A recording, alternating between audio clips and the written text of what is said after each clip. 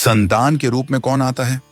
पूर्व जन्म के कर्मों से ही हमें इस जन्म में माता पिता, भाई बहन, पति पत्नी, प्रेमिका, मित्र शत्रु, सगे संबंधी इत्यादि संसार के जितने भी रिश्ते नाते हैं सब मिलते हैं, क्योंकि इन सब को हमें या तो कुछ देना होता है या इनसे कुछ लेना होता है। वैसे ही संतान के रूप में हमारा कोई पूर्व जन्म का संबंधी ही आकर जन्म लेता है, जिसे शास्त्रों में 4 प्रकार का बताया गया है। 1. अणानुबंध पुत्र। पूर्व जन्म का कोई ऐसा जीव जिससे आपने ऋण लिया हो या उसका किसी भी प्रकार से धन नष्ट किया हो, वह आपके घर में संतान बनकर जन्म लेगा। वह अपना धन बीमारी में या व्यर्थ के कार्यों में तब तक नष्ट करेगा जब तक उसका पूरा हिसाब न हो जाए। 2. शत्रुपुत्र।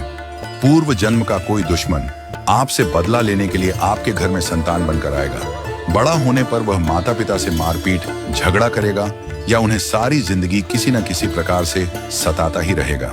वह हमेशा कड़वा बोलकर उनकी बेइज्जती करेगा और उन्हें दुखी रखकर ही खुश होगा। 3. उदासीन पुत्र।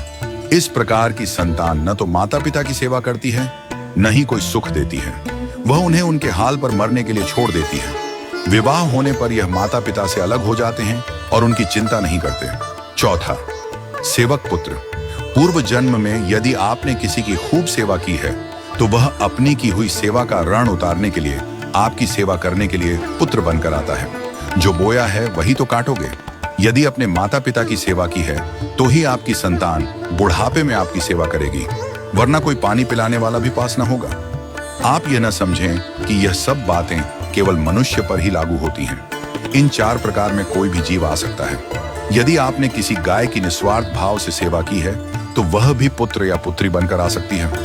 यदि आपने गाय को स्वार्थवश पालकर उसके दूध देना बंद करने के पश्चात उसे घर से निकाल दिया हो तो वह ऋणानुबंध पुत्र या पुत्री बनकर जन्म लेगी। यदि आपने किसी निर्दोष जीव को सताया है तो वह आपके जीवन में शत्रु बनकर आएगा।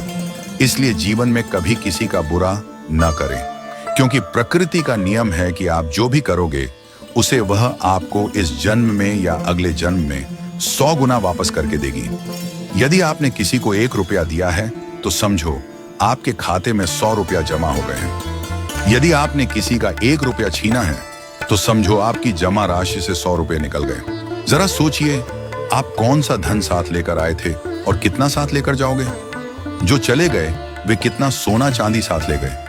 मरने पर जो सोना चांदी धन दौलत बैंक में पड़ा रह गया, समझो वह व्यर्थ ही कमाया।